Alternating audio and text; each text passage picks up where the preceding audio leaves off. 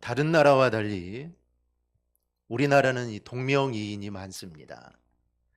요즘은 좀 덜한 편이지만 옛날에는 이 돌림자를 또 써야 하고 또 성공한 사람들의 이름을 붙이다 보니 이 동명이인이 많습니다. 여러분 우리나라의 이 홍길동, 우리 홍길동 잘 아시죠? 홍길동이라는 이름을 가진 사람이 몇 명이나 될까요? 좀 이름이 특이하니까 우리 자녀를 낳아서 홍길동이라 짓기는 좀 그러겠죠. 그런데 우리나라에는 전국에 4,846명의 길동 씨가 있고 그 중에 홍길동 씨는 남녀를 합쳐서 1,375명이 있습니다. 그러니까 여자도 홍길동이 있다는 겁니다. 그리고 이름이 같아서 생기는 이 황당한 일들도 많습니다. 부산에서는 경찰이 이름을 동명이인을 구분하지 못해서 엉뚱한 사람을 검찰에 송치한 일이 일어나기도 했습니다. 최근에 한 시중은행에서는 동명이인에게 신용카드를 잘못 발급해가지고 신용카드를 받아야 되는 사람이 부정사고로 신고가 접수되는 그런 일들도 있었습니다. 또 한 번은 한 평범한 가장이 외국에 있는 자녀에게 돈을 보내려고 했는데 해외 송금이 안 된다라고 은행에서 말을 합니다. 그런데 그 은행은 처음 간 은행이 아니라 20년 동안 아무런 이상 없이 잘 이용했던 은행입니다. 그런데 송금이 거부된 이유가 대북 제재를 받고 있는 북한의 누군가와 이름이 같다는 겁니다. 그 사람의 이름은 이학철이었습니다. 그래서 동명이인이라서 중간에 신원조회가 올 수도 있고 또 일주일이 걸릴지 한 달이 걸릴지 모른답니다. 그리고 아예 송금 자체가 안 될 수도 있다라고 이렇게 말을 합니다. 그래서 은행에서 송금을 해줄 수가 없다라는 것이죠. 2016년에는 한국에 사는 김정은 씨가 해외 송금을 했는데 한 달 동안이나 그 돈이 묶여 있었던 적이 있습니다. 이 돈이 이 테러 자금으로 사용되지 않나라는 그런 이유 때문에 한 달 동안 묶여 있다가 나중에 한 달 후에 이 돌려를 받게 됩니다.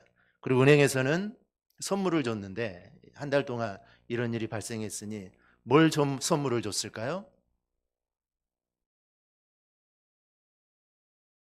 사과 한 박스를 줬다고 합니다.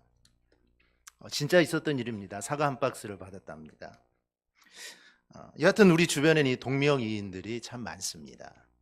그런데 이스라엘에도 마찬가지로 이 동명이인이 많습니다. 이스라엘은 자기 조상들의 이름 가운데 이름을 따서 자기 이름을 짓습니다. 그러니 같은 이름들이 우리나라보다는 더 많을 수 있고 그리고 이름들이 좀 한정되어 있습니다. 바로 오늘 우리가 살펴볼 이 요아스라는 사람도 똑같습니다. 요아스는 북이스라엘의 12번째 왕으로 16년 동안 북이스라엘을 다스렸던 왕입니다. 근데 이 요아스는 때로 요호하스라고 불립니다. 우리가 보고 있는 개역성경에는 요아스라고 표현되어 있지만 이 공동번역 또 새번역 현대인의 성경은 요호아스다라고 이렇게 표기를 합니다. 영어 성경은 이 요아스와 요호아스를 이거를 교차적으로 이렇게 표기를 합니다. 이렇게 표기하는 이유는 요아스가 히브리어로 예호아시인데 이 예호아시가 두 가지 방식으로 표현이 되기 때문입니다. 즉 요아스, 요아스 이렇게 표현해도 둘 다 맞는 말입니다. 그런데 성경을 보면 또 한 명의 요아스가 나오는데 이 요아스는 남쪽 유다의 8번째 왕으로 남쪽 유다를 다스리던 왕입니다. 이 남유다의 요아스는 아하시아의 아들입니다. 그런데 이 아하시아의 어머니가 있습니다. 그러니까 요아스에게는 할머니가 되겠죠. 아하시아의 어머니 아달랴가 자기 스스로 내가 왕이 되고 싶다라는 생각을 하고 왕의 모든 가족들을 다 죽입니다. 그리고 자기 스스로 왕이 됩니다. 그런데 고모였던 요세바가 6년간 성전에서 이 요아스를 숨깁니다. 만약에 요아스가 죽었으면 어떻게 될까요? 왕족이 끊기게 되죠. 그러면 하나님 말씀이 틀린 겁니다. 하나님은 다윗의 후손을 통하여 남유다의 왕을 계속 있게 하신다 했는데 요아스마저 그 자리에서 죽었다면 왕의 대가 끊겨버리는 겁니다. 즉 하나님의 섭리하심이 있었기 때문에 이 요아스 한 사람을 하나님이 살려주신 겁니다. 그리고 나중에 이 대제사장의 지도를 받아 후에 왕이 됩니다. 그래서 아달랴와 바알의 제사장 mat단을 죽이고 바알의 신전을 파괴하고 여호와의 성전을 다시 건축한 그런 왕이 요아스입니다. 그러니 하나님 보시기에 요아스는 선한 왕이죠. 얼마나 선한 일을 많이 했습니까? 그런데 안타깝게도 이 대제사장 요야다가 죽은 후에는 타락을 하고 맙니다. 처음은 좋았지만 그 마지막이 좋지 않았던 왕이 남유다의 요아스 왕입니다. 요아스의 뜻은 여호와께서 도우신다라는 뜻인데 남유다의 요아스나 북이스라엘의 요아스나 둘 다 하나님의 도움을 거절했던 왕입니다. 한마디로 실패한 왕입니다. 그리고 이름의 뜻대로 살지 못했습니다. 그러니까 같은 이름을 가진 왕이 남북에 있었는데 오늘 우리가 살펴보는 왕은 북이스라엘의 요아스라는 왕입니다. 이 요아스가 어떤 왕이었냐? 본문 바로 앞인 11절에 이렇게 기록되어 있습니다. 여호와께서 보시기에 악을 행하여 이스라엘에게 범죄하게 한 느바데 아들 여로보암의 모든 죄에서 떠나지 아니하고 그 가운데 행하였더라. 여로보암이 또 나옵니다. 계속 나오겠죠. 요아스는 여로보암이 지은 죄에서 떠나지 않고 그 죄를 지었던 왕이 요아스입니다. 여로보암은 모든 기준이 자기 자신입니다. 모든 기준이 자신에게 있습니다. 그래서 금송아지를 만들어 놓고 이게 하나님이다라고 합니다. 내 입장에서 금송아지를 만들어 놓고 이건 하나님이다. 그리고 일반 백성으로 내 입장에서 일반 백성도 제사장할 수 있겠구나. 일반 백성으로 제사장을 삼았던 왕이 바로 이 여로보암입니다. 분명 하나님의 말씀하신 기준은 분명히 있습니다. 그런데 여러분 이 기준을 다 무시하고 자기 생각을 기준으로 삼습니다. 그런데 요아스가 이 길을 따랐다는 것은 요아스도 마찬가지라는 것이죠. 요아스도 삶의 기준이 자기였습니다. 그래서 자기 뜻대로 자기 마음대로 했던 왕이 바로 요아스입니다. 잠언 14장 12절을 보면 어떤 길은 사람이 보기에 바르나 필경은 사망의 길이니라 말씀합니다. 사람의 눈으로 보기에는 정말 바른 길 같습니다. 사람의 눈으로 볼 때는 정말 이게 옳은 것 같습니다. 100명 다 물어봐도 이게 맞다고 합니다. 그러나 그 길이 필경 사망의 길일 수도 있다라는 것입니다. 왜냐하면 그 생각은 불완전한 인간의 생각이기 때문입니다.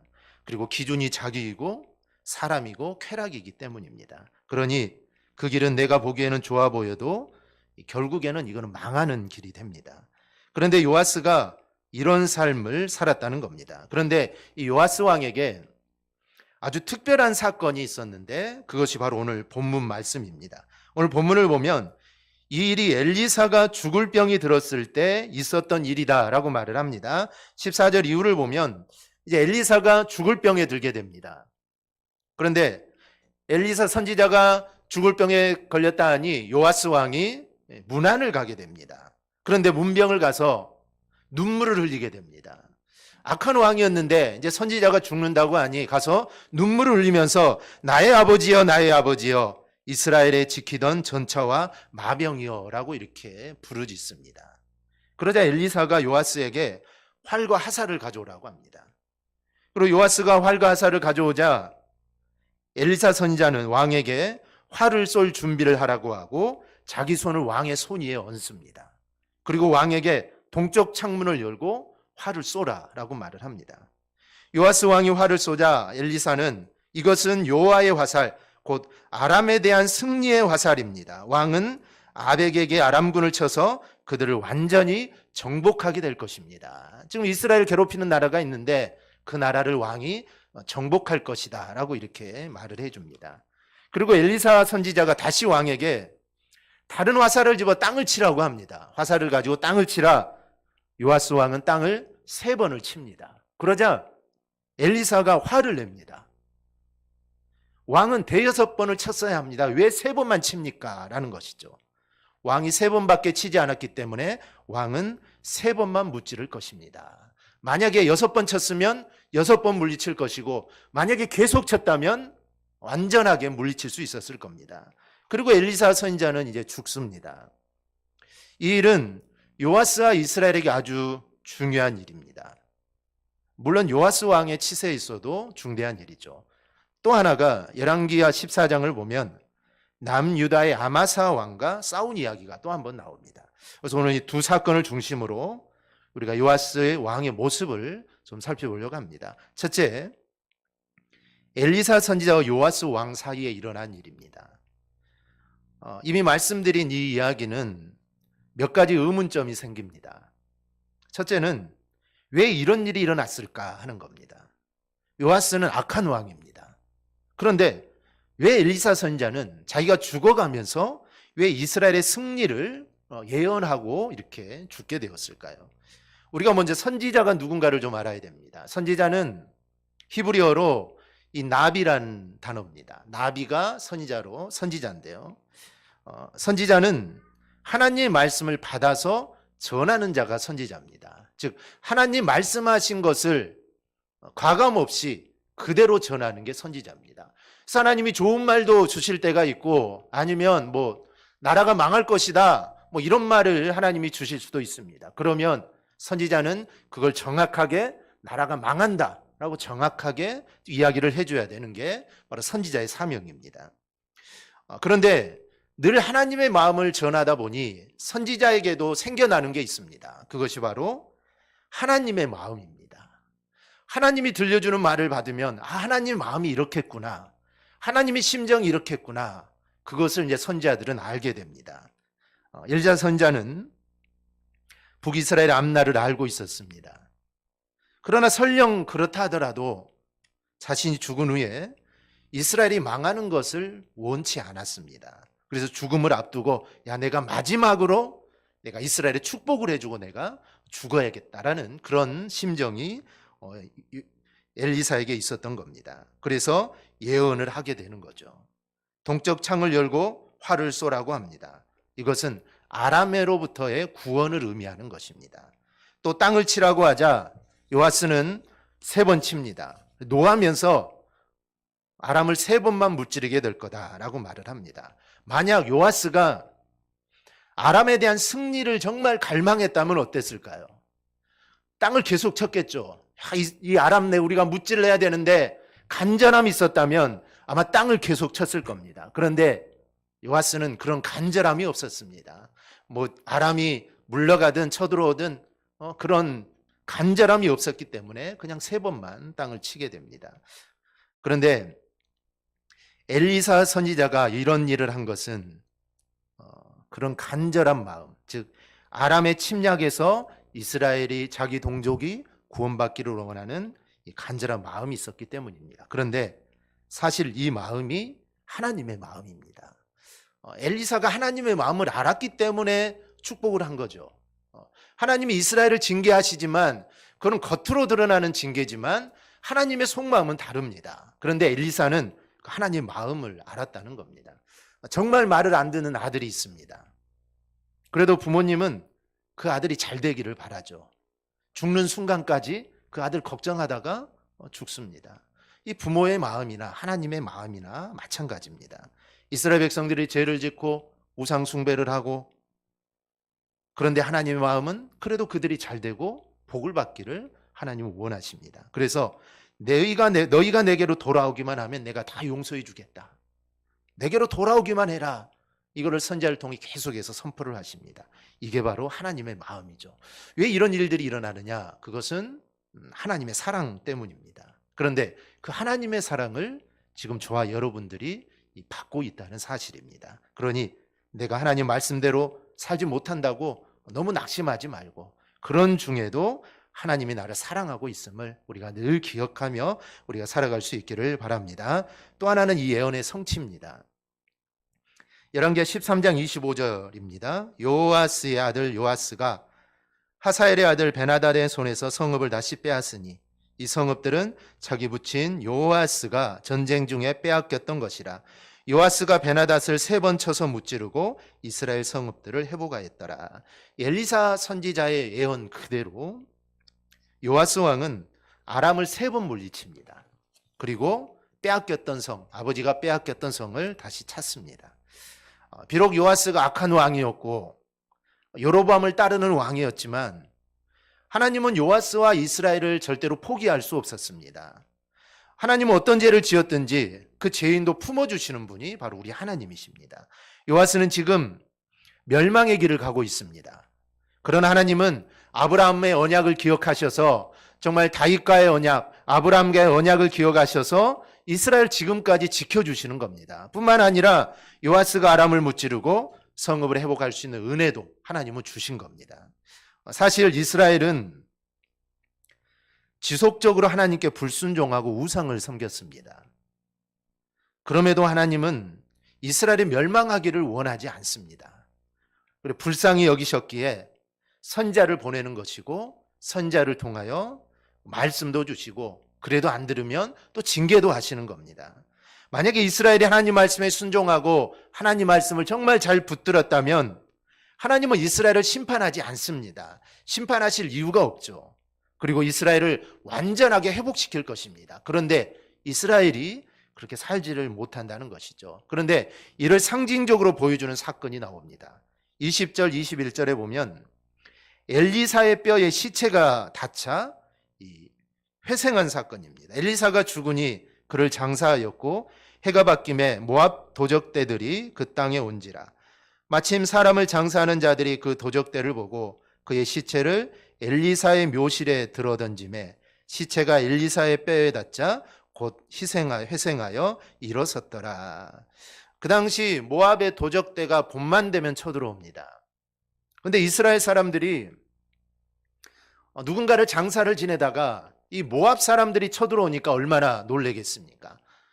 그러니 이게 장사를 어떻게 해야 계속 할 수가 없으니 그 시체를 엘리사의 무덤에다가 던져버리고 집으로 갑니다. 그런데 이제 한 해가 지났기 때문에 엘리사는 이제 뼈밖에 없겠죠. 그런데 그 뼈에 시체가 닿으니 그 죽은 사람이 살아나게 되는 그런 일들이 일어납니다. 즉 엘리사는 죽은 뼈에 불과하지만 죽은 사람을 살렸던 것처럼 그를 통해 예언된 이 여호와의 약속은 반드시 일어난다는 것을 이걸 상징적으로 좀 보여주는 사건입니다.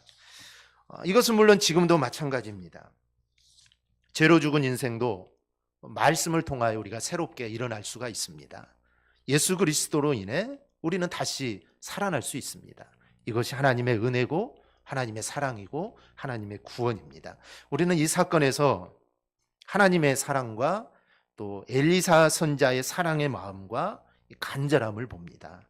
그러니 우리는 정말 그 사랑에 헛되지 않는 믿음을 우리는 보여야 합니다. 정말 일방적으로 하나님은 우리를 사랑해 주시는데 그래도 우리가 사랑해 주시는 하나님께 그래도 그 사랑을 우리도 또 좀 보여야 되지 않겠습니까? 우리 모두 하나님의 기대에 헛되지 않는 삶을 우리가 꼭 살아가기를 바랍니다. 두 번째는 요아스와 아마샤의 전쟁 이야기입니다. 열왕기하 14장을 보면 이 북이스라엘의 요아스와 남유다의 아마샤가 싸웁니다. 아마샤는 남유다의 9번째 왕입니다. 당시 아마샤는 에돔과의 전쟁에서 승리를 합니다. 그리고 승리를 하고 나자 이 교만해지죠. 야, 할 수 있겠다. 할 수 있겠다. 그래서 이번에는 북이스라엘과 싸우려고 합니다. 그래서 요아스 왕에게 우리 한번 겨뤄보자라고 뜻을 전합니다. 즉 전쟁을 한번 하자는 것이죠. 지금 에돔도 물리쳤겠다, 기세도 등등하겠다. 이 기세를 몰아서 북이스라엘을 한번 넘봐야겠다. 그래서 그냥 쳐들어간 것도 아니고 한번 싸우자 동의를 구합니다. 그래서 허락을 하면 전쟁을 하는 겁니다. 그래서 북이스라엘 요아스 왕은 이렇게 말합니다. 한 번은 레바논의 가시나무가 백항목에게 내 딸을 내 아들에게 주어 아내를 삼게 하라 하였으나 바로 그때 들짐승이 지나가다가 그 가시나무를 질밟아 버렸다. 네가 에돔을 쳐서 이기더니 대단히 교만해졌구나. 너는 현재 영광을 만족스럽게 여기고 내 집이나 지키고 앉아 있으라. 어째서 내가 화를 스스로 불러일으켜 너와 유다가 함께 망하려고 하느냐. 전쟁을 안 하겠다는 겁니다. 그냥 교만하지 말고 그냥 잘 지키고 있으라. 그런데 아마사가 계속 전쟁을 하자고 계속 찌릅니다. 결국 두 나라 사이에 전쟁이 벌어집니다. 베세메스에서 전쟁이 벌어지는데 그 전쟁에서 남유다가 대패를 합니다. 즉 북이스라엘이 승리를 하게 되죠. 요아스는 거기서 아마샤를 생포합니다. 그리고 예루살렘에 가서 에브라임에서 성 모퉁이 문까지 180m에 달하는 성벽을 헐어버립니다. 또한 성전의 궁전의 모든 금가음을 다 탈취해 오고 많은 사람들을 인질로 잡아서 사마리아로 끌고 옵니다. 이것이 요아스 왕 때 있었던 하나의 사건입니다. 이 전쟁은 요아스가 원해서 한 게 아닙니다. 아마사가 교만해져서 생긴 일입니다. 즉 교만이 이렇게 무섭다는 겁니다. 그래서 잠언 16장 18절은 교만은 패방의 선봉이요 거만한 마음은 넘어집의 앞잡이니라. 교만하면 망하는 겁니다. 그러므로 우리는 절대로 교만해져서는 안 됩니다. 그 대신 겸손해야 합니다. 어거스틴의 제자들이 어느 어거스틴에게 물었습니다. 그리스도인이 지켜야 할 가장 큰 덕이 있다면 무엇이라 생각하십니까? 어거스틴은 성인으로 추대받는 인물이죠. 어거스틴은 그것은 겸손이다 라고 말을 합니다. 그렇다면 두 번째는 무엇입니까? 그것도 겸손이다. 그럼 세 번째는 무엇입니까? 또 묻자 그것도 겸손이다 라고 이렇게 말을 합니다. 우리 신앙에 있어서 중요한 것 중에 하나가 바로 이 겸손함입니다. 우리는 이 겸손함을 주님께 배워야 합니다. 정말 제자들의 발을 씻기셨던 주님을 통해 낮아지고 겸손함을 배울 수 있기를 바랍니다. 교만이 머리를 두는 바로 그 순간 우리는 망하는 겁니다. 제가 조금 전에 간절함에 대해서 말씀드렸습니다. 엘리사 선자의 간절함, 그러나 거기에 미치지 못하는 이 요아스의 이 간절함에 대해 말씀을 드렸습니다. 이 요아스의 간절함이 좀 아쉽죠. 그게 정말 간절함이 있었다면 하나님의 더 큰 역사가 일어났을 겁니다. 그렇다면 나는 하나님을 향한 어떤 간절함이 있는가? 그리고 죄로 죽어가는 사람들을 보면 나에게는 또 어떤 그런 간절함이 있느냐라는 것입니다. 동유럽의 루마니아에 전해오는 이야기가 있습니다. 거기에 보드나라스라는 사람이 있는데요. 이 보드나라스는 목사를 제일 싫어합니다. 이유는 가난한 사람을 도우라, 하나님께 봉사하라는 말이 싫어서입니다. 그래서 목사님만 보면 침을 뱉습니다.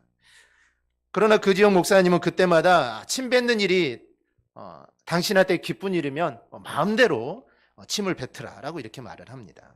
그런데 이런 보드나라스도 1년에 한 번 예수님이 십자가에 죽은 금요일에만은 교회에 나옵니다.